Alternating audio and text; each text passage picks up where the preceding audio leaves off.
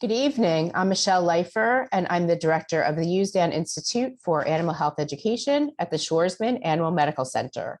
On behalf of my colleague, Kimberly Young, I'd like to thank you all for joining us for tonight's webinar, Liver Shunts with Dr. Chick Weisse, head of AMC's Interventional Radiology and Endoscopy Service.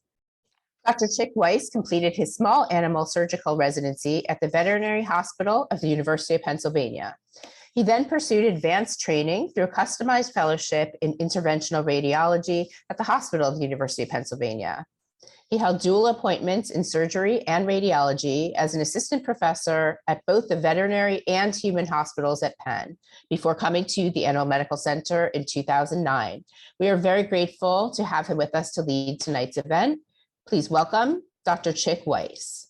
Thank you, Michelle and Kim, and to the USDAN Institute for putting this together. Shout out to a lot of my clients that are probably out there listening. Everybody on the Facebook Liver Shunt group too. We appreciate all the work you guys do to help spread the truth about this condition. I got a couple emails from vets who might be on this as well, and I just want to remind everyone this is really focused towards pet owners. But you know, I treat a lot of different diseases here, and the liver shunt clients tend to just really delve into information and get very knowledgeable on this subject. So it's going to be a little bit technical, this talk, but my suspicion is that that's what people are looking for here. But I'm going to try and keep it general as well. So what I really want to focus on is similar to how I might have a discussion with a client who's coming in for an appointment with a liver shunt. And you never really have enough time to go over everything. So I just want to take, an hour tonight to kind of discuss, you could talk for days about shunts. So it's going to be hard to squeeze this all into an hour, but I just want to give you a sense of our approach to shunts, what they are, and maybe give you a better understanding of why these are very complicated things to treat going forward. So we'll start kind of talking a little bit about the liver, the anatomy and physiology of the liver, and what a shunt actually is. And then we'll go through some of the patient history, the clinical signs, some of the physical exam findings that we have, how we work up these cases. And I know, it sounds like a lot of money when we're mentioning all these things, but I want to explain why it's important. So you understand that a little money spent up front can save time and not just money, but suffering of your pet down the line, and why these are important. And then we'll talk about some of the treatment options for the different types of shunts, and the prognosis, which a lot of people are very interested in learning about. Here's just an image, a picture out of a book of the liver. And if you open up the belly of a dog, you may see something that looks a little bit like this. It's not going to be black and white, of course, but this is the liver. And unlike the human liver, which is kind of this block on the right side of the abdomen, the dog and cat livers are more like a catcher's mitt or a baseball glove. And they have these different lobes that are separated by these big fissures, so these lobes can move across each other as a gallbladder. And then there's some very large vessels right down here at the base of the liver. And this makes manipulation around here kind of dangerous and difficult sometimes.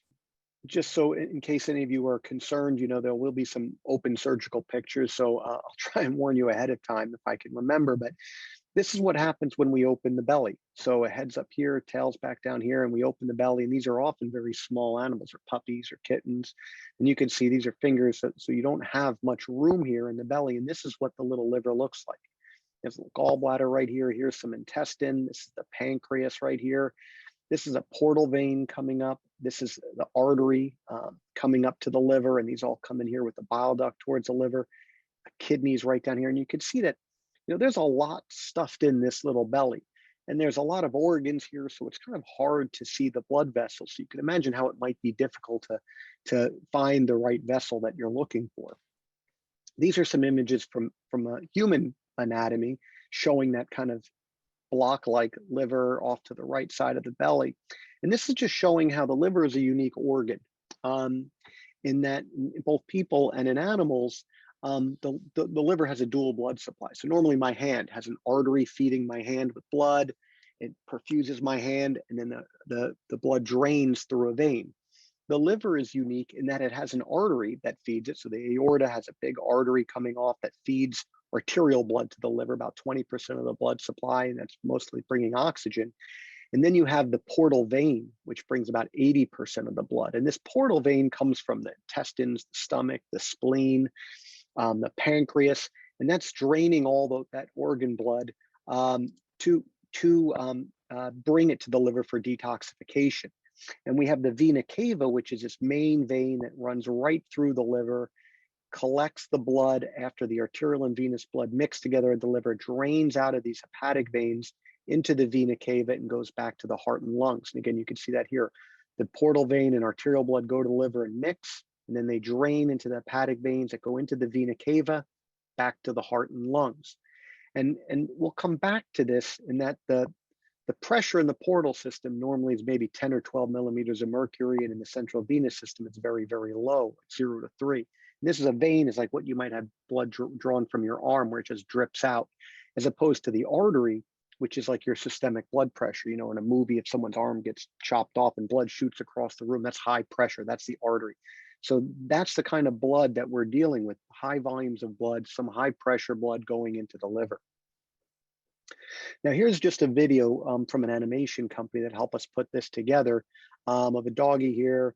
And they maybe got a little overzealous and removed all the skin from the dog. We don't have to take all the skin off to get into the belly, but they just show the anatomy here. And we're going to look inside the belly of this dog. And what it's going to show you is the head's up here, the tail's down here. We open up the belly, and what we see is the esophagus. Here's the stomach, and food is going down into the intestines. And what happens is you can see the kidneys here, you can see the spleen here, and the pancreas. All of these organs, the stomach, the intestines, the spleen, the pancreas. When you eat food, or your dog eats food, there's bacteria in it, there's toxins, there's nutrients, good stuff and bad stuff. It goes into our stomach, we digest it. All that blood food goes down into the intestines, and it's absorbed into the blood supply of the intestines.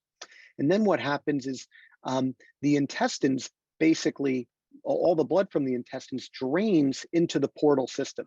So what you'll see as we get rid of the spleen and the pancreas and the kidneys here, all the blood from the intestines and from the spleen and the stomach, the left side of the stomach, the right side of the stomach, drain into the portal vein. All the blood from the portal vein is collected to go towards the liver and perfuse the liver. And you'll hear me talking about liver perfusion a lot tonight. When I talk about liver perfusion, that means how much blood supply from the portal system is actually going into the liver. You can see this beautiful tree of blood vessels here. That's really good portal perfusion. And all these little vessels that you can see really well right here, you can't see that well in the abdomen because it's packed with organs, it's covered with fat. So you have to kind of know where these are and where to look. This is an angiogram of a dog with normal portal perfusion. So we have a catheter in an intestinal vein, we give an injection, and you see this beautiful tree branching of vessels. And that's what the portal supply should look like to a healthy liver. There's big, beautiful vessels and staining of the liver here, that gray with the contrast. And that's what you really want to see, and that's the goal. But that's not usually what happens with a shunt. The liver is very, very important organ. This is just from a book showing some of, this is just major hepatobiliary functions: carbohydrate metabolism, lipid metabolism, protein metabolism, vitamin metabolism, immunological functions, endocrine hormone metabolism, storage functions, hematological functions, digestive functions, detoxification, excretory functions. All of these things and many, many more are done in the liver. So when you're not getting blood supplied to your liver, all of these organ systems that depend on a lot of this, and you can see it's pretty much the entire body is going to be affected in one way or another. So what does a shunt come in? So what is a shunt? Well, I just showed you the portal system, that those blood vessels, and a shunt is an abnormal communication between two circulatory systems. So that portal system I showed you and the vena cava I showed you, those are really separate blood systems. There's blood that goes through the portal system, gets to the liver, and then enters back into the systemic circulatory system. And A shunt is an abnormal blood vessel that's connecting them, that's allowing blood to bypass the liver. And if you look inside a belly, deep in the hole right here, here's the vena cava, here's intestines, in this little hole right here, you can see there's an abnormal blood vessel right here. And you have to know what are abnormal vessels and what are normal vessels. Here's another one inside the belly. You can see this is a shunt right here. This is an abnormal blood vessel. So it's very important you understand the normal anatomy in order to understand the abnormal anatomy. When we talk about shunts, we tend to talk about their location and their number and whether they're congenital or acquired. And what I mean by that is the most common type of shunt we see is what's called an extrahepatic portosystemic shunt. And that is a shunt that's extrahepatic or outside of the liver. This is the most common shunt, probably 75% of shunts we see. Alternatively, you could have a shunt inside the liver. So one of those portal branches inside the liver can communicate with the systemic circulation. And that's an intrahepatic shunt or inside the liver. These tend to both be, and that's maybe another 20% of shunts.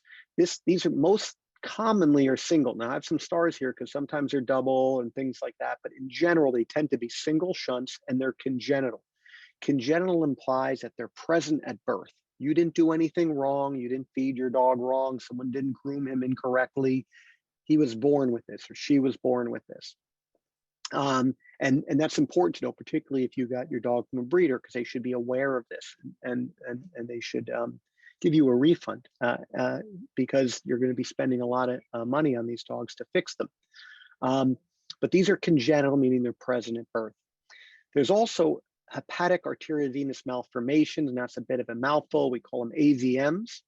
And this is when the artery, that hepatic artery that brings 20% of the blood supply, is attached to the portal vein, which brings 80% of the blood supply. And when they are attached inside the liver, if you remember, the portal vein has a pretty low blood pressure, 10 to 13 millimeters of mercury, but the artery has about 120 over 80, like when you get your blood pressure taken. And that makes the pressure in the portal system very, very high. So instead of a vein now, it's got the pressure of an artery. And that backs up, the pressure backs up, causes fluid to leak out of the intestines. You get ascites or a belly full of fluid. It causes fluid to leak into the intestines. They get diarrhea. And there's acquired shunts that develop from that high pressure where you get multiple shunts develop in the abdomen. So even though there's multiple shunts there, they're still considered congenital. We also see animals born or acquiring multiple shunts. So you could have a primary liver problem in people who have severe alcoholism, and that causes fibrosis of the liver, or if you get hepatitis from a virus, you get fibrosis of your liver. That makes it very difficult for the blood to get into your liver because it's so firm and hard. That causes a backup of pressure. Again, you get ascites, you might get these acquired multiple shunts around the body. And there's different ways to manage some of those. Fortunately for us, most of our dogs aren't alcoholics, and hepatitis is not very common. They're not IV drug users in general and stuff. So, we see different causes of multiple shunts in dogs, and some of those we can treat as well. This is just showing that video again of these normal blood vessels. And if you know where they are, we can start knowing what the abnormal vessels look like. So one of the most common shunts is right here, a left gastric vein to a phrenic. And this is usually associated with pretty good portal perfusion, okay? We're back to the normal. And then the second most common is where the vessel attaches to the azygos vein, which goes up into the chest. These are a little bit harder to get to, but again, are typically associated with good portal perfusion. Sometimes the shunts are over here on the left side, way back here. And this is a left gastric caval shunt.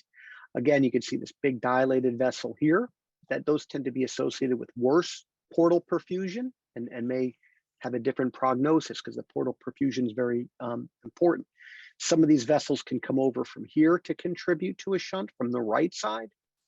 And then sometimes we'll have some shunts that look like there could be more than one. And sometimes when people see these, they go, oh, there's multiple shunts. Maybe this has acquired shunts, when really this is just a form of a single shunt with multiple different blood vessels feeding it.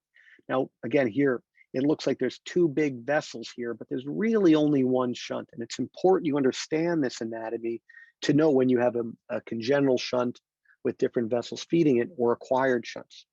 We also see this window from the portal vein to the cava, which is associated with very poor portal perfusion. You can see how diminutive or small that portal vessel is. So as I'm talking about this, I'm talking about association with portal perfusion. Again, how good is the blood supply to the liver?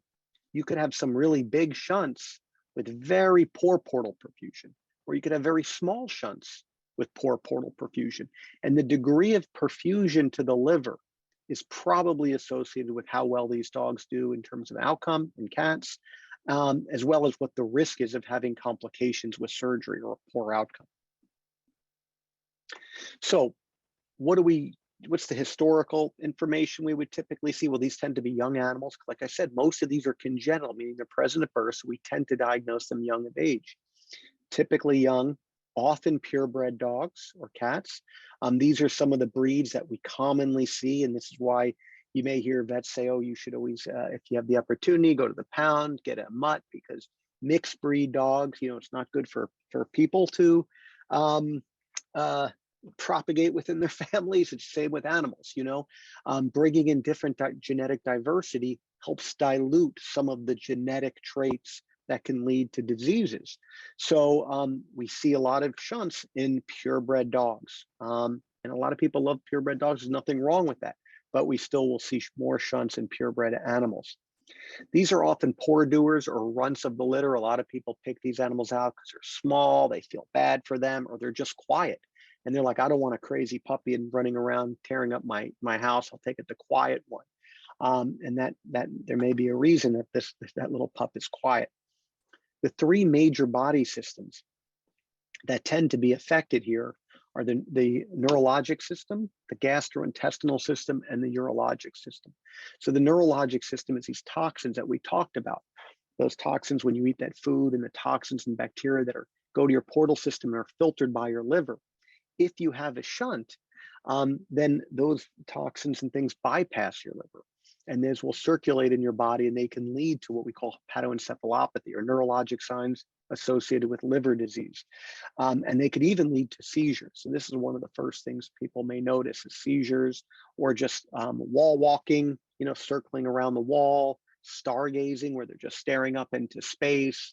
They may be ataxic, like they're drunk. There's also gastrointestinal signs, which are vague. So they may just not want to eat, or they may have some vomiting or diarrhea, and you can see how that might take someone a long time to figure out it's a shunt. Or the urinary tract. Often these animals pee a lot, they drink a lot, and they may develop stones. If they have stones, we could talk about some of the issues straining to urinate. Sometimes they just present urinary obstruction. That might be the first thing we notice. They can't pee. On physical exam, sometimes you can palpate that you can't really feel a liver. Sometimes normal dogs, you can just feel the edge of the liver, or cats, but these are really tucked in. They may have palpably enlarged kidneys, and we believe that's because the growth factors, as an animal's growing during embryology and as they grow, once they're born, the growth factors that go to the liver that are filtered from the intestine, that are filtered in the liver to cause the liver to grow, are bypassing the liver. So the liver remains small, and as those growth factors circulate through the body, they end up being filtered by the kidneys, so the kidneys grow. People talk about cat irises, so in the non-oriental breeds, as they're sometimes referred to, because oriental breeds may have copper-colored irises, but the non-oriental breeds might have these copper-colored irises that have been associated with cats with shunts. The encephalopathy that we talked about, other congenital defects like retained deciduous teeth, or heart murmurs, heart defects, hernias, a lot of different, if you have one congenital abnormality, you often have more than one. And if they have one of these AVMs, they can have other signs like ascites, or you could hear or listen to a vibration inside the abdomen of this constant flow of blood. I don't want to spend a lot of time on this. This is, maybe not as important to you, but you could see that some of these signs are fairly vague, like a low red blood cell count, which we often see in puppies, small red blood cells, low protein levels, which we may see in puppies, low blood sugar, which we may see in little toy breed dogs sometimes. So, you could see how these could be missed. Also, the decreased BUN, this is urea. So when you eat protein, it's broken down into nitrogenous waste that goes to the liver. That nitrogenous waste is turned into urea through the urea cycle, which occurs in the liver. Urea is what concentrates your urine, what keeps your urine concentrated. So if your urea cycle's not working, you'll have low blood urea nitrogen levels. And that can also lead to peeing a lot, because if you can't concentrate your urine, you pee a lot, and then you drink a lot. And that's one of the things that people complain about. My dog just urinates all the time and it's constantly drinking out of the toilet. And part of the reason is because they have poor urine concentration, so they can't maintain their hydration. The liquids run out of them, and they have to keep drinking. We may see ammonium urate crystals or biurate crystals, or they may develop stones. Like I said, some animals will present with just stones. Now, these don't show up on radiographs or X-rays, so we see these on ultrasound only. But they may pee out these little green stones or gray stones, and these what we call pathognomonic. This tells you right away there's something going on in the liver when you see these stones. What other tests might we do? Well, a lot of you have probably heard of bile acids testing. So bile acids are made in the liver. So if you imagine you have your liver here and you make your bile acids, and they go through the biliary tract and they're stored in the gallbladder. And when you eat food, or your dog eats some food, or cat, what happens is that stimulates contraction of the gallbladder. Bile enters down here by the pancreas into the intestine. The bile salts mix with the food that's being digested to emulsify the fats and things and help you digest your food. And then what happens is all that is absorbed in your intestine, the bile salts as well. And those bile acids, just like the broken down food and nutrients, go into your portal system, go back to your liver, and your liver recycles those bile acids to be used again.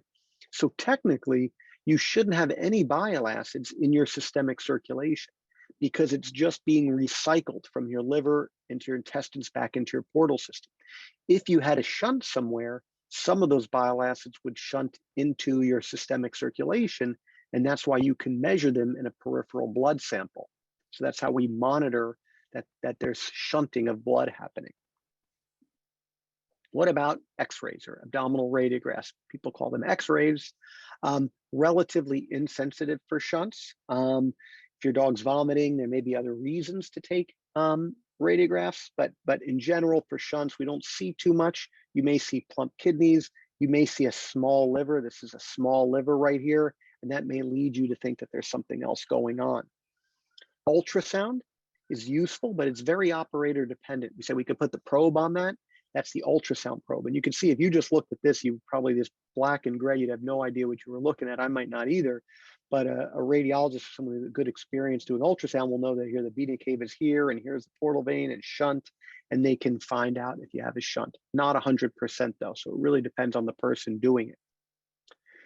Nuclear scintigraphy or a nuke study, we don't really do that in most places anymore. You'll read about this. Some people like it, but most people don't use this anymore. And this is where you have a radioiodide, some type of radio labeled nucleotide that's inserted per rectum into your dog. And then the gamma camera takes pictures, series after series of pictures. And as this goes into the colon, this radionucleotide, it's absorbed into the portal system. So you start seeing the liver light up. And then as it drains out the liver, you start seeing the heart light up. And that's what you should normally see. It should go from here to here to here. If your dog has a shunt, you might see it go into the colon, bypass the liver and get to the heart first. And then after the heart starts pumping blood throughout the body, you'll eventually see some of it get to the liver.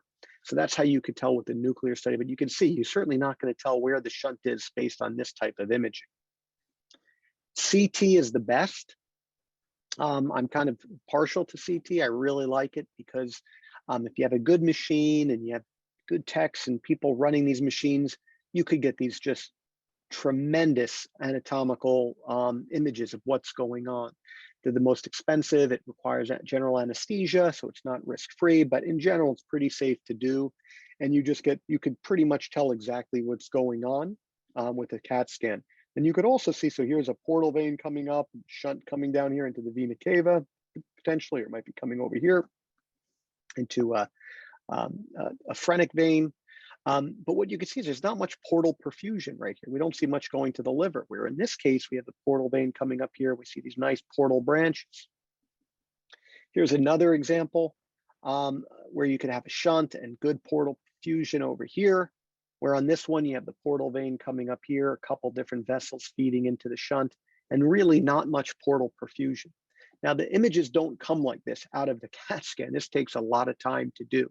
But if you have someone to do it, it looks really, really nice. And you really get a much better sense of what you're getting into and gives your surgeon a much better chance of doing a good job in there, particularly if they don't do a lot of these. Now, this is one of the things that you need to be cautious about CAT scans and maybe about any imaging at all, because none of this is 100%. And you have to be cautious about reading into these too much. So I get a lot of second opinions where someone said, oh, you can't do anything for this one, or there's nothing to be done for this one, or it's too dangerous. Here's just an example of a report. And this report, this is the CAT scan. And you see this is the portal vein coming up here. And then there's really no blood from the portal vein going to the liver here. So you don't really see any portal vein going to the liver. And what they wrote is that there's no portal vein seen entering the liver. There's no portal vasculature noted. So in conclusion, there's no portal vein, no intrahepatic portal branches. This likely carries a poor prognosis, and the patient will be at risk for severe portal hypertension after shunt occlusion. So this client said, I think I'm just going to get a second opinion, see what someone else says. And here again, we see the portal vein here, and we don't see anything really going to the liver.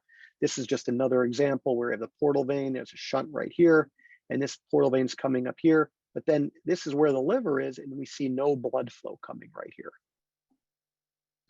So we know that CAT scans tend to underestimate the portal perfusion. And this is an injection in surgery in this patient into a mesenteric vein near the intestine. So we see the contrast come up, and it just goes right through the shunt into the vena cava. So here's the portal vein, goes right through the shunt into the vena cava. And this looks just like the CAT scan, right? There was really nothing going towards the liver. And what you need to understand about blood vessels, and what I explain to people in my residence and things, is a blood vessel is like a river. When you're standing on the edge of the river, if you look straight down by your feet, the water is not moving, right? But if you look in the middle of the river, it's moving really quickly. And a blood vessel is the same way. The flow is the fastest in the center of the river, and it's the fastest in the center of the blood vessel. But if you throw 100 rubber duckies in that river, it's just going to go right down the center of the river if you're looking at it from the sky. But if you put 100,000 rubber duckies in the river, or you build a dam, what's going to happen is all those rubber duckies are going to get to the dam, and then they're going to start filling up the whole river, and then they're going to start filling the creeks, right? You're going to start seeing them go out into the creeks and things. And that's kind of like a blood vessel. So right here, we don't see much, but you can see there's a little suture around here that we're going to temporarily occlude. And when we hold on that suture and do the injection again, now we see there's some blood vessels here going to the liver, okay? And you didn't see that until we built the dam, right? We built a dam, we held off the shunt, and now we see blood going through these tiny little vessels going to the liver. And that's what you can't see on the CAT scan. So you can't overinterpret the CAT scan. It's not always 100%. If you see portal vessels there, they're there. If you don't see them, you can't be sure, right? So, and this is what I talk about portal perfusion. There is some portal perfusion, but you can see these vessels are tiny, right? They're not those big, beautiful ones I showed you before. So you can't just ligate this shunt. You see how all this contrast is just backing up in here. It's not draining very quickly. It's really slow. If you just ligated this with this little amount of portal perfusion, that pressure would back up. Your portal pressure would go up. It would go up high, and you could get into complications with portal hypertension. That's why we tend to put these things called hemorrhoid constrictors or cellophane. This is a little hemorrhoid constrictor I'll show you later that we put on there to slowly close down the shunt, okay?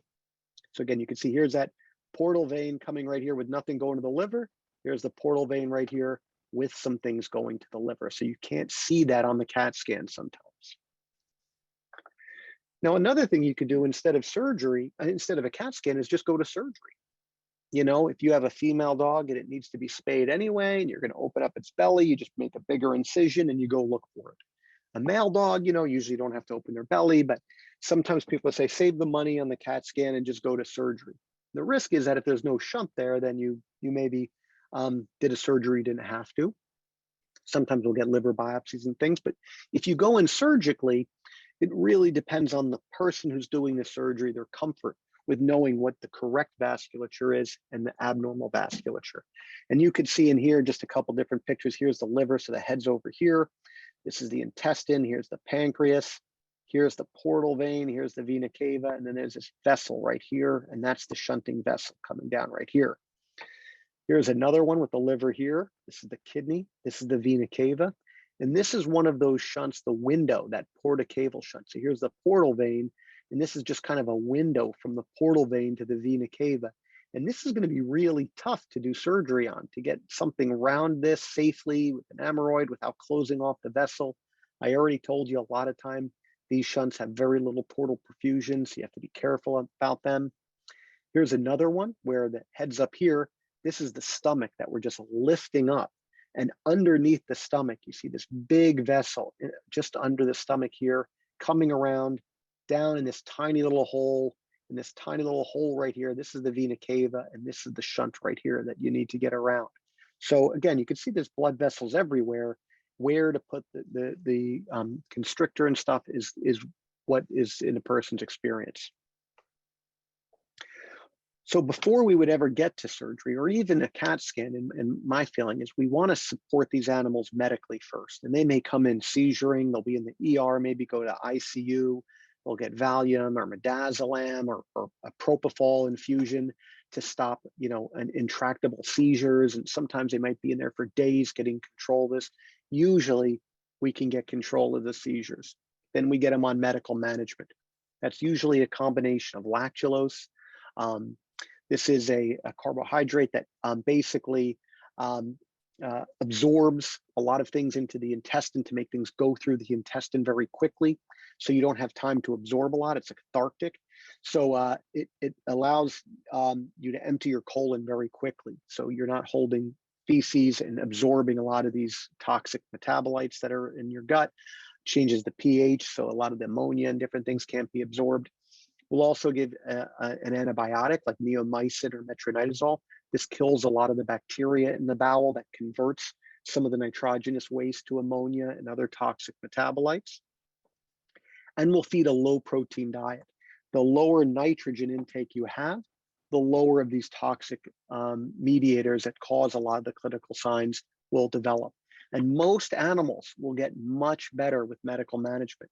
And that flushes all the toxins out of the system, and we keep that in place you know, for a couple of weeks until they're stabilized, and then we'll bring them back in for the CAT scan or for surgery. Some animals have strange things like cirrhosis, and then there's other things we may try to treat with as well. So what type of surgical therapy we're going to do is really going to be based on, you know, what type of shunt we're dealing with. You know, are we dealing with a congenital versus acquired shunt? Is this a single shunt, or are there multiple shunts? Are they multiple congenital shunts? Are they multiple acquired shunts from liver disease or an AVM? You could acquire multiple shunts from a portal vein thrombus or something. We have a kitty cat birdie that has that we've been watching as a portal vein thrombus, has developed these multiple shunts and is doing really well with medical management right now. So not all of these require surgery, but it's nice to have the options on the table if the medication isn't working. And then certainly there's different approaches for intrahepatic versus extrahepatic shunts, and we'll talk about that. In general, when we're talking about the most common shunts, which are the single extrahepatic and single intrahepatic, in general, the conventional wisdom is among veterinarians who deal with these diseases is that surgical treatment is the treatment of choice after medical management has stabilized the patient.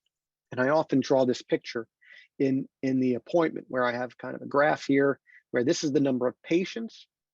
Right here on the y-axis and the x-axis, we have time and how long they survive. And you might have a population like a bell curve of medically managed patients, and you may have a population a bell curve of surgically managed patients. And when you look at the middle animal in each of those groups, the median is the middle. So that means half live shorter and half live longer. When you look at the median survival with medical management and the median survival with surgical management, the surgical group tends to live longer and is less likely to die from liver disease than the medically managed group. So if you had the option, you'd want to be in the surgically managed group. Now, that's not to say there are some medically managed patients that have probably a very small shunt and really good portal perfusion. There's probably dogs walking around with shunts that we have no idea they have a shunt because they have a tiny shunt, really good blood flow to the liver. And some of these animals may live really, really long, just medical management. On the contrary, there are some surgically managed patients which may have a complication with surgery. And even though the surgical complication rate is fairly low, some of these surgical patients will live very, very short periods of time because of complications from surgery. Now, that being said, in general, if you had the opportunity, you would want to be in this group rather than this group. That's what the data suggests. And that's why we tell people that these are still surgical diseases. Okay. Single extrahepatic shunts. What's our approach to treating this? Once they've been medically managed, well, then what we'll do is, if it's a pretty routine extrahepatic shunt, there's some reasonable portal perfusion, we'll usually go in and put an hemorrhoid constrictor on, which I'll show you in a minute. Sometimes we'll try and close down the shunt completely. And in order to do that, we'll want to measure pressure. So this is a water manometer. We hook that up to a catheter in one of the jejunal veins. We find our shunt, and we may take a suture and hold off that shunt, ligate it completely, and see what happens with the portal pressure. If the portal pressure, remember I told you the portal pressure was normally about 10 to 12 or whatever. The central venous pressure is about 0 to 3. When you have a shunt, if you imagine 2 beakers of water that you connect, what happens? You connect them, they equal out, right? So usually before you ligate the shunt, the pressures are the same. Once you attenuate the shunt, if there's good portal perfusion and you hold off the shunt, the pressure should be normalized, basically that normal gradient.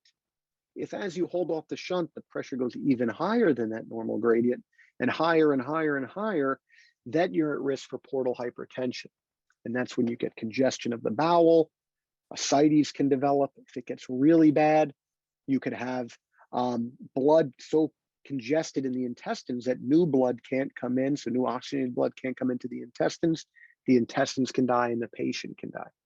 So even though ligating it is often the best treatment for dogs with really good portal perfusion, often what we'll do instead is put an hemorrhoid constrictor on. And this is a little round, looks like a ring with stainless steel and casein. This is a hygroscopic material, a material that absorbs liquid. And as it absorbs liquid, it expands. Because it's got this metal ring, it concentrically expands rather than eccentrically. So what happens is we find our vessel, we flatten the vessel and squeeze this onto the vessel. And then we put this little key in it so it can't fall off the vessel. And then over time, probably over a couple days to a week or two, this expands from the fluid in the belly and it slowly closes off the blood vessel. So we have to squeeze this vessel down, slide the hemorrhoid on, and then put this key back in here, okay? So again, you can see all the different vessels around here. You have to kind of know which is the vessel to put this on and which one you shouldn't put it on. And it's hard to see, and hopefully you're getting some sense of that. So I get a lot of second opinions from, oh my God, the doctor put the vessel thing on the wrong vessel, or they didn't know what they were doing. They wanted to do this with cellophane instead of an hemorrhoid. You know, you have to cut people a break sometimes. Everyone has different experience and things. So, but you can see hopefully from this that it's not always really easy to know exactly where to put these things. So the prognosis for hemorrhoid constrictors is actually very good, as it is with suture attenuations and cellophane bands. Whatever you do for extrahepatic shunts, most of them have pretty good prognosis. 85% of these animals should have a great outcome in the long term. We're talking under 5% seizures postoperatively, under 5% major complications. So most of these dogs will do well in the long term. Why do some of those dogs not do well in the long term? We'll get to that as I talk more about some of the complications a little bit later. Cats are more unpredictable. For those of you with cats, sometimes you go in, you do the shunt, everything goes great, and they just keep seizuring, even though their blood work, their livers, everything is fixed on their liver, and they keep seizuring. And the liver and the shunt is closed, everything looks great. Other times the shunt doesn't close down, but the seizuring stops, and you're like, I don't know why it got better. They're still shunting and doing things. So it's very unpredictable. A lot of people don't like doing cats because cats have a lot more problems with shunts than dogs. They're harder to do. They tend to be more severely affected. They tend to have a worse prognosis. It's really hard to know what their prognosis is. If you look at the papers, somewhere between 25 and 75% of cats will do well with shunt surgery. So that's a pretty wide range. I feel like we have more better than worse, so I'd probably put it in the higher range than the lower range, but they are difficult cases with cats. Whoops. Intrahepatic shunts. Intrahepatic shunts, remember the connection from the portal system to the central venous system inside the liver. And if you thought the pictures I was showing of all those blood vessels surrounded by fat and organs were hard, inside the liver, you have to dissect through the parenchyma of the liver, and this all bleeds. You could see all the bleeding, and they've packed sponges down here to stop the bleeding. It's hard to even tell what's in here, that someone got a suture around here. These are very complicated to do surgically. And there's a lot of morbidity, complications with doing these surgically. And that's why we do these interventionally. And that's what I mean by interventionally is endovascularly with a coil embolization. And I'll show you that in a minute. But in general, these animals can do very well with interventional techniques. Sometimes you can completely occlude the shunts, like with the extrahepatics, maybe up to a third of the time, 30% of cases, you can completely attenuate the shunt all at once, which is great. They have great outcomes if you could do that. With intrahepatic shunt, it's more like maybe 10 to 15% you could completely occlude. But again, 80% of these dogs or more should have a good outcome. Maybe 20 to 30% of them might need a second procedure to add some more coils. And intrahepatic shunt dogs definitely seem to have some worsening gastrointestinal issues. We don't really understand why that is. We biopsied the bowel of these dogs. They all have some type of inflammatory bowel disease.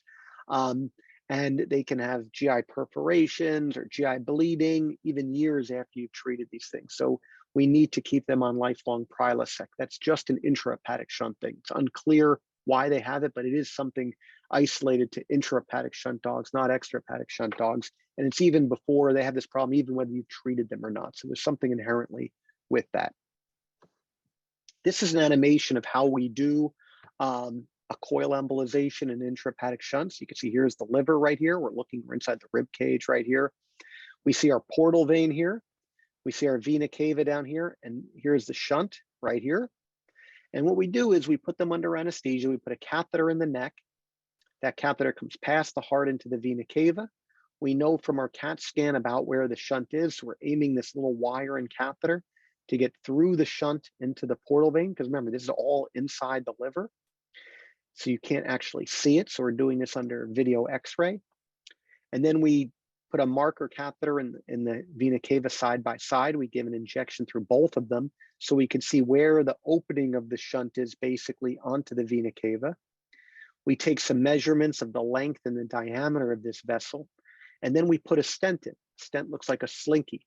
And you hear about people having coronary stents or renal stents. These stents open up blood vessels and things. In this case, it's not so much to hold something open. The idea is to act like a screen door. Like a screen door keeps flies out, there's holes here, so blood can still go through here. We put some contrast in, make sure the stent is covering the whole mouth of the shunt.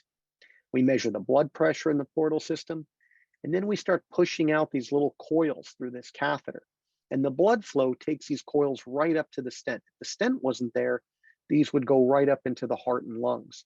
So by having the stent there, we could keep adding these small coils without risk of them migrating anywhere until we increase the portal, either fill this shunt or increase the portal pressure back to that gradient that we know is a normal gradient. And sometimes we just fill up the shunt with coils and let it close off over time. And that's basically the procedure. It's done just through a little hole in the neck. There's no surgery. There's no pain medicine. It takes about 90 minutes usually for us to perform. And these animals go home the next day. Here's an angiogram of a dog. So here's the diaphragm right here.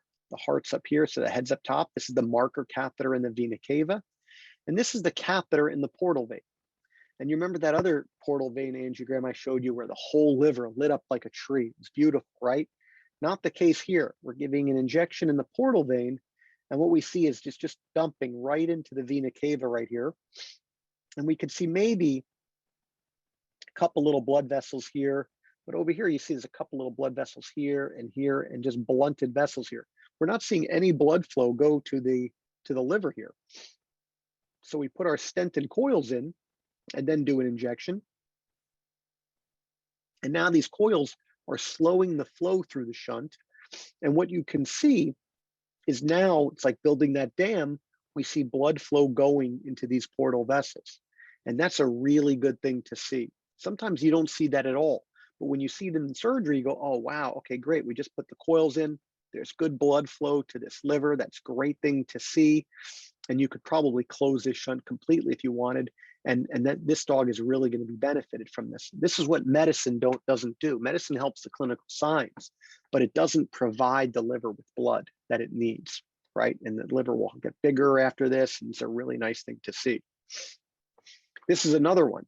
So here's the stent in the vena cava. Here's a whole bunch of coils. And now, just like the other one, we put the coils in, we did the injection, and we still don't see anything going to the liver. This is at the end of the procedure. We said, well, listen, we got plenty of coils in there. We don't need any more in. Maybe the pressures came in up a little bit. There's still really high flow through here. We filled this whole thing up with coils. We're just going to give this time to close down. And this dog actually came back just a couple of days ago, had a weird event. We had done this about 6 months prior, had some strange event. We wanted to check it out and make sure the shunt wasn't open. And we did it again. So this is 6 months later. And again, you can see the coils here, and this is what developed over time. So now we see the portal vein, beautiful portal perfusion. So that's what this does. This closes down this vessel slowly. So even if these vessels didn't exist initially, they can develop over time. And that's what we see in this case, that the liver grew, these vessels grew, and this is a beautiful outcome here. This is a really nice outcome. This is what you're hoping for. You can see this dog had an hemorrhoid constrictor placed somewhere else on the wrong vessel. So they thought this dog had a shunt outside the liver, put an hemorrhoid on the wrong vessel over here, and that happens. Not everyone has access to all the stuff we have access to. And the dog was still having clinical signs, so we did the CAT scan and found out that it had a shunt inside the liver.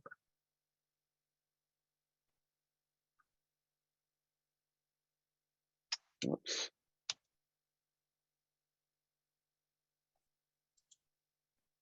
Okay, oops, keeps going past that slide. Okay, what are some things that can happen in surgery? Well, anesthetic issues. Every time we put an animal with a shunt under anesthesia, there's always a risk of having a seizure. Probably under 5%, maybe even lower than that now. That's what's reported, about 5 or 6%. We use anti-seizure medications prior to, during, and after surgery while they're in the hospital, and that tends to work pretty well. Pretty low risk, but it is a risk. If they have a seizure, most of the time we can manage it medically. Not all the time, but most of the time we can. What are other issues? Well, bleeding while you're dissecting out the shunt, portal hypertension. Remember, I showed you this case before where we didn't really see much portal perfusion. There is some, but it's very, very diminutive or small. So if we just ligated that shunt, or if that hemorrhoid constrictor closed down too fast, we could see all the congestion here.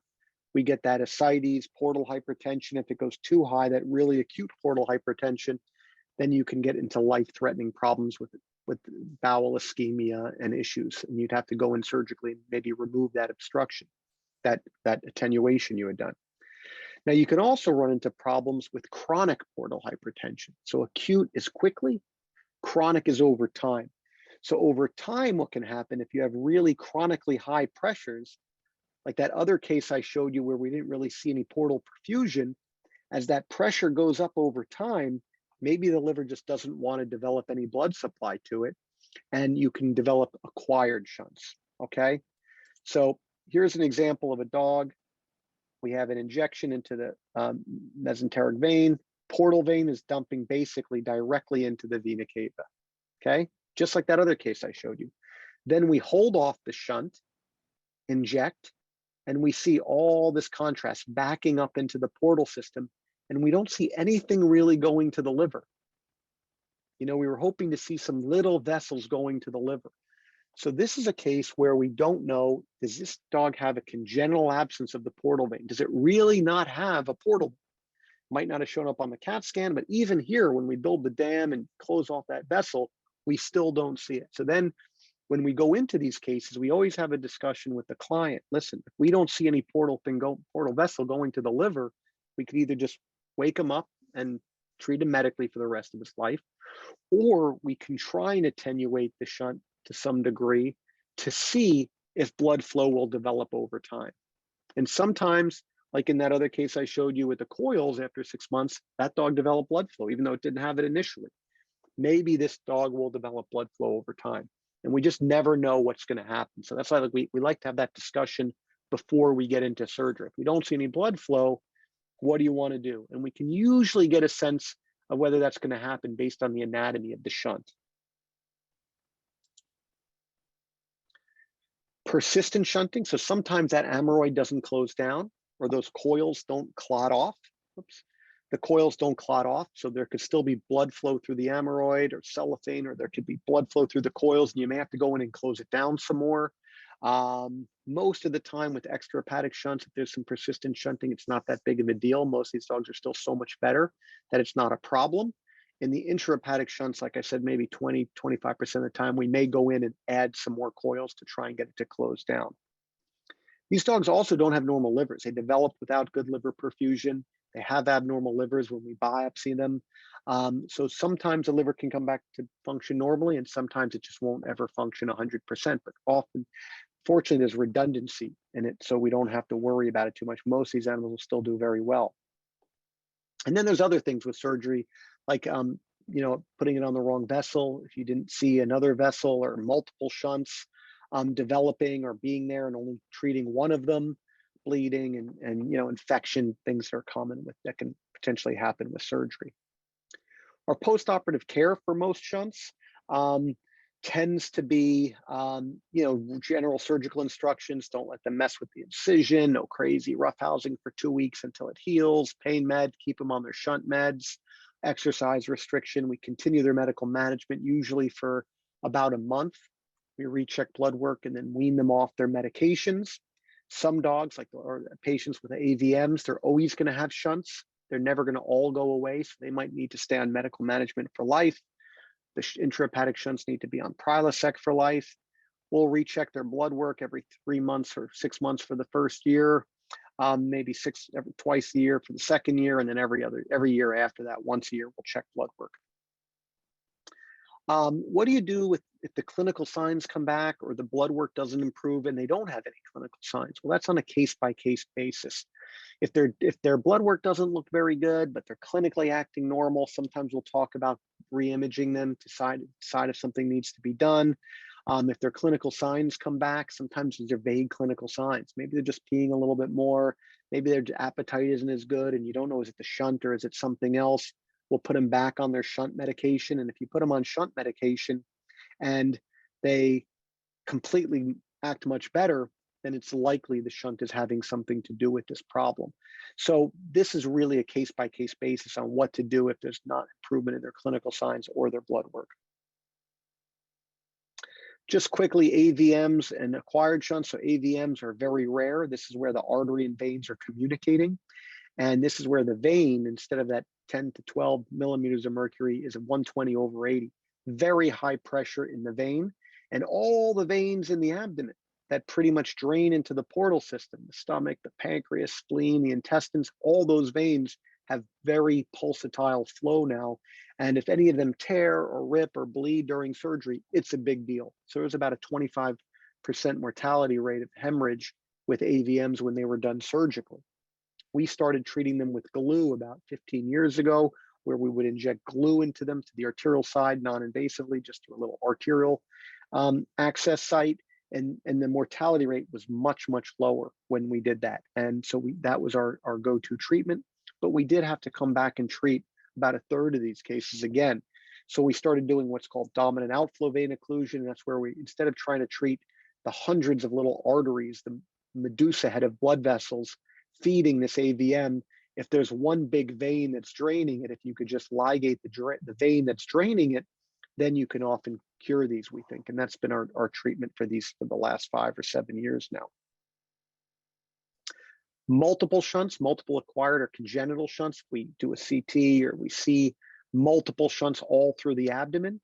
This is usually associated with portal vein hypoplasia, with portal hypertension, it's called. It used to be called non-cirrhotic portal hypertension, where the liver looks normal to you, but for some reason the blood flow doesn't want to go through with it, go through the liver, builds up pressure. They might have ascites, they might not, but they develop all these tiny little shunts all throughout the body. In general, we tend to diagnose these dogs later. There's all different breeds, not one specific breed. They tend to be older. They tend to have more mild clinical signs, and many of these dogs can be successfully managed with just medical management. So I have dogs, these I've been treating for years, that you could just medically manage them. If they fail medical management, which is incredibly uncommon in my experience, there are some surgical treatments you can try. These are mostly experimental, where you partially attenuate the cava to try and reverse flow through the shunts. But really, most of these animals are medically managed. So what are the take-home points? Shunts are these abnormal communications between two normal circulatory systems. We tend to differentiate them between congenital and acquired, because acquired shunts tends to mean that there's some other problem that led to the development of these shunts, whether it's underlying liver disease or thrombosis or an AVM. So it really depends on what the cause is to determine if there's something we can do to manage them. They can be single or multiple. It's important to know what you're dealing with. The multiple ones, you tend not to acquire a single shunt. So when you see just one shunt, it really makes you think that this is something you can manage surgically. When you have 2 or 5 shunts, then you're like, could it be multiple acquired, or is it just a couple congenital? And that makes it a little bit more difficult. Intrahepatic versus extrahepatic. Remember, our approach is going to be different for those. Some people do them surgically, the intrahepatic, some do them endovascularly. Really, there's not a right way and a wrong way. If someone only does them surgically and you ask them to do them interventionally, they're probably not going to have a good outcome. If someone only does them interventionally and you ask them to do surgically, they're probably not going to have a good outcome. You have to trust the doctor you're working with, let them decide the best way to approach it, get multiple opinions if you feel that that's necessary, if it's a complicated case. Reach out to your vet who you trust and know, and they can guide you, point you in the right direction for someone to talk to. Intrahepatic and extrahepatic, like I said, really depends on the operator, how they want to treat it. There are some strange things, that occur. Typically, when you have a common breed with a shunt, they tend to be common shunts that you see. When you see a strange breed that's uncommon to have shunts, they tend to be strange shunts. There could be something weird going on. The anatomy might be different. There might be other things.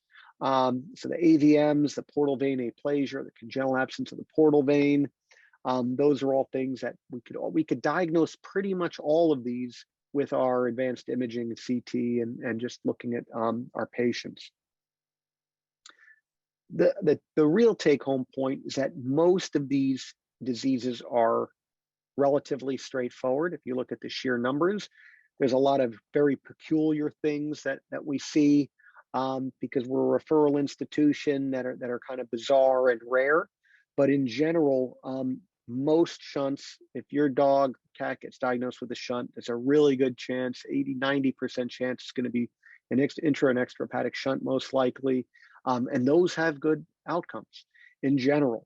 Don't overinterpret the radiology report. And if someone says there's nothing that can be done, get a second opinion. They may be right. There may be nothing that can be done. But, use your resources to find out, what other options might exist, because there's options changing all the time as our profession advances. So with that, I will. I hope I answered some of your questions that you have. I'm available to stick around and answer any more questions you have. My understanding this is going to be posted at some point to YouTube or on the website or something, so you can listen to it if you missed it. And I know everyone's tired at the end of the day. I appreciate you putting some time aside. Again, Kim and Michelle, thank you for putting this together, and the Uzdan Institute for sponsoring this. And thank you very much. Oh, thank you. This was a wonderful presentation.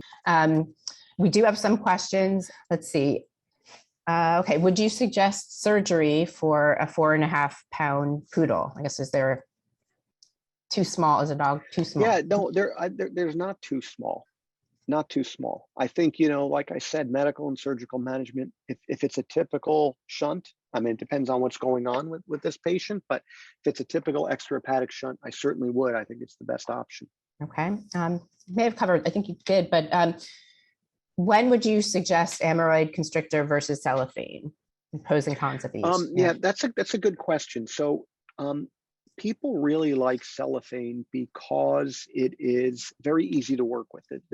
The hemorrhoid is a little bulky. You have to squeeze down the vessel to slide this thing on and put the key in. And you saw these holes are tiny to try and get all this done. So people have liked using cellophane because it's flexible, and you just wrap it around like a plastic around the shunt and put little clips on it to hold it in place. The issues with cellophane, why I haven't converted to using cellophane yet, are a couple. One is, the cellophane that was originally used was from cigarette wrapper, carton wrap. And then people started using the stuff that flowers are wrapped in. And then someone was smart and did a study and looked at all these different types of material and found out that a lot of them weren't actually cellophane. They were different types of polypropylene and polyurethane, and they all have different properties of whether the idea of using cellophane is that's an irritant. And that irritation to the vessel causes fibrosis. And when you get fibrosis in a circle, if any of you have a cut or stitches, it's a scar, and scars contract. And when you have a circular scar, it contracts, you develop a cicatrix or a narrowing. So by putting the cellophane around it, you get irritation, and it closes down on the vessel slowly, like scar tissue. The issue is that if you're not using cellophane, then you might be using a material that has no inflammatory properties at all, and it would just sit there and never close the shunt down. Now that people are using the actual cellophane material, the thin film banding, it's called now in the profession, they call it thin film banding of shunts. Most of the papers that have compared hemorrhoid constrictors to thin film banding have shown no statistical difference between the two in outcomes. However, in like the 3 or 4 major papers, there's a slightly not statistically significant, but in all 4 papers, the hemorrhoids tended to do better than the cellophane bands in terms of complete closure or need for additional procedures. And if a couple were this one and a couple were this one, that'd be one thing. But if in all the papers that compare them all show the hemorrhoids to be a little bit better than the cellophane, then there may be something to that when you put it all together that is repeatably not dramatically different, but these are small numbers of cases. These aren't thousands of animals where you can tell a statistical difference. So I'm still a fan of the hemorrhoid personally, but I have no problem with using cellophane if that's what you have. Okay. And on that note, we have a question about silk suture versus hemorrhoid constrictor. Explain the difference. Yeah, so a silk suture, if you're going to completely attenuate a shunt, so if you have really good portal perfusion, studies suggest that if you completely close a shunt, those patients do better than if you just partially close a shunt, okay? Now, one thing you can interpret from that is, oh, then I want my dog to have their shunt completely closed. The counter argument is that it may not be that you completely close the shunt that makes the dog do better. It's that you can completely close a shunt. A dog will tolerate it if it has really good portal perfusion. And if a dog doesn't have very good portal perfusion, you can't completely ligate it or you'll get portal hypertension. So you have to only partially attenuate it. So then you're comparing partial attenuation to complete attenuation is like comparing dogs with really good portal perfusion to dogs with really poor portal perfusion. And they're different dogs.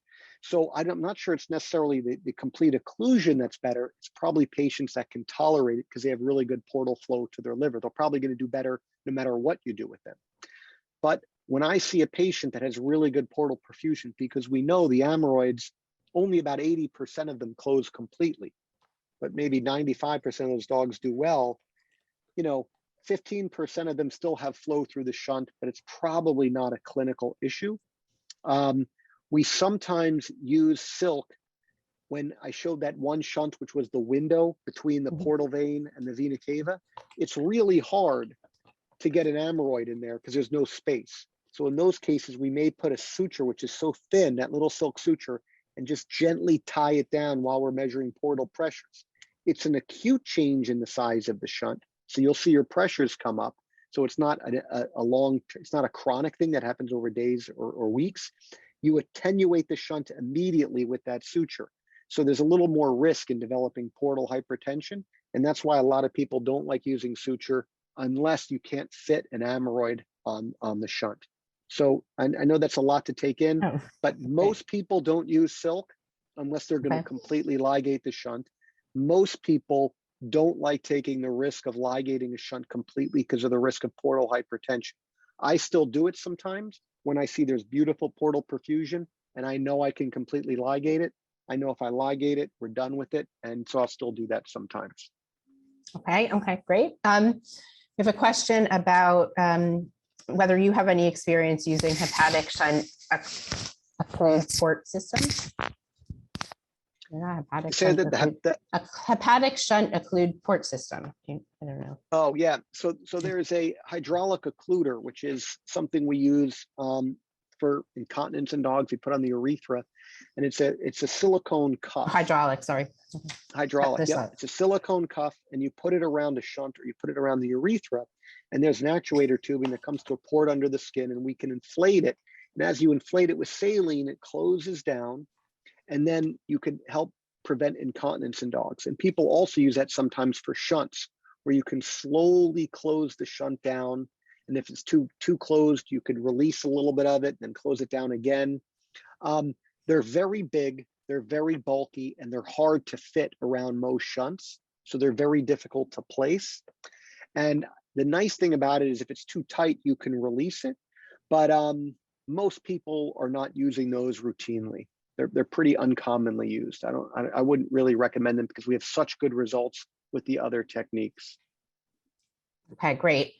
A few more questions. Let's see. About cats. When did this become a possibility for cats? This has always been a possibility for cats. A lot of people just say, don't do them because they do terribly. And you see very few cats. We just did a study on dog extrahepatic shunts in smaller dogs. And we did a university, we called a couple universities. It was a multi-institutional study. We got about 1,200 CAT scans of dog extrahepatic shunts. I called about 3 times as many universities and only got about 200 CAT shunts. So they're dramatically more uncommon. Cats tend to be much more severely affected. Cats tend to have much poorer portal perfusion. So they're just more complicated cases to do. They're sicker. They tend to not recover from anesthesia as well. So a lot of people just don't want to be bothered with them. But I've always done cats, and you can still do cats. But you just have to be prepared that when you say, well, how's my cat going to do? It's basically a roll of the dice. I think it'll do better than, chances are it'll do better than not. And I think it'll do better with medical management, but it's always a roll of the dice with cats, but I think it's still the best option for them. All right, great. Okay. We have many people saying how you've helped their pet and how just thank you for this wonderful presentation. As Dr. Weisse mentioned, we'll be sending this out tomorrow, the link to everybody. So if you'd like to watch it again or share it, you'll get that tomorrow. And thank you again for joining us tonight. We really appreciate it. When you leave tonight, you'll be prompted to fill out a short survey. We really appreciate your feedback. So thank you for taking the time to do that. And again, thank you, Dr. Weisse. Thank you, Kimberly. And thank you, everyone. Enjoy the rest of your evening. Good night. Thank you. Good night.